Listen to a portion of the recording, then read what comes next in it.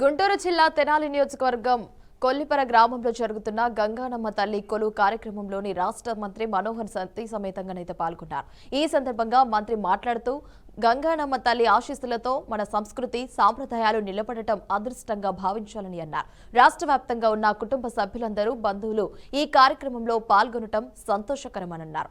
కష్టపడి ఈ సాంప్రదాయానికి పునాది వేసిన గ్రామ కమిటీకి ఆలయం తరఫునైతే ధన్యవాదాలు తెలియజేశారు. ఊరిలో గంగనమ్మ వారి తల్లి ఆశీస్సులతో అద్భుతమైన కార్యక్రమం మన సాంప్రదాయాన్ని మన సంస్కృతిని నిలబెట్టే విధంగా గ్రామస్తులందరూ కలిసి కట్టుగా చేసుకోవడం అనేది నిజంగా మనం అదృష్టంగా భావించాలి.